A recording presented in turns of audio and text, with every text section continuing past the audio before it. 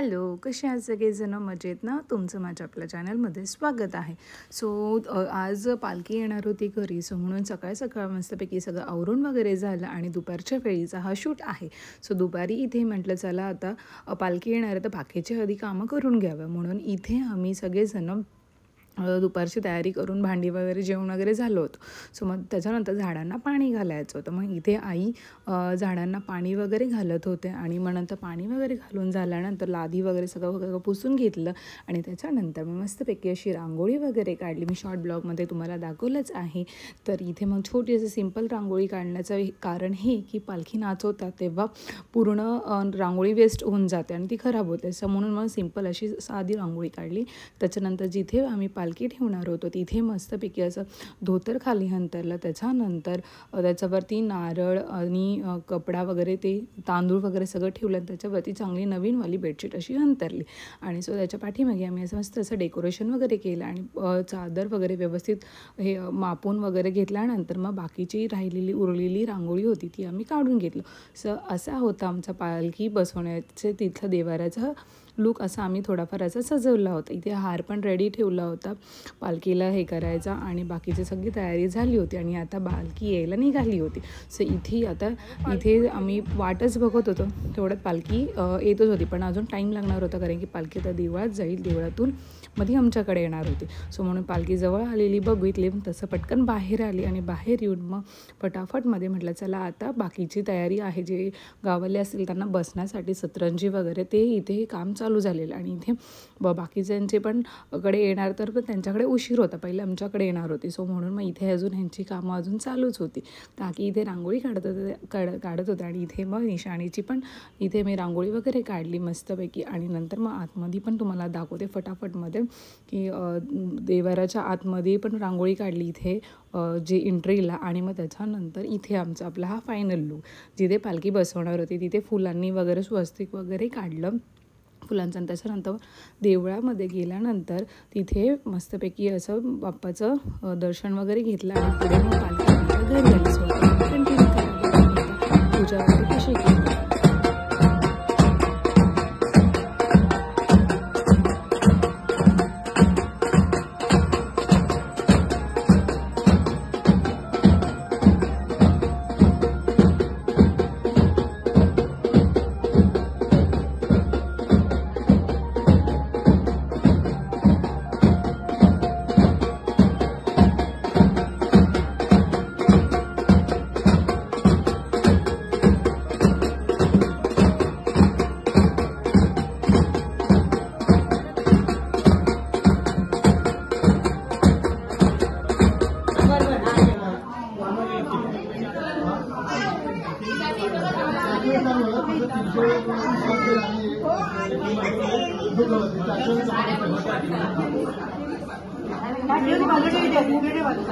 त्यानंतर ओटी वगैरे भरून झाल्यानंतर मनसल्यानंतर मग इथे नाश्त्याचं वगैरे चालू होतं. सगळे गावातले लोक नाश्ता वगैरे चहा पाणी वगैरे घेत होते. मग त्याच्यानंतर मग पालखीचं सगळं झाल्यानंतर मग इथे पालखी दरवाजात आलेली. नेक्स्ट घरात जाणार आहेत ना ते पालखी घेऊन जातात. मग ते पालखी नेण्यासाठी आले आणि मग इथे मग थोडा वेळ आमच्याकडे पालखी नाचली आणि मग पुढे पुढच्या घरी गेले. तुम्हाला मी दाखवते पालखी कशी नाचवतात. कंटिन्यू करा.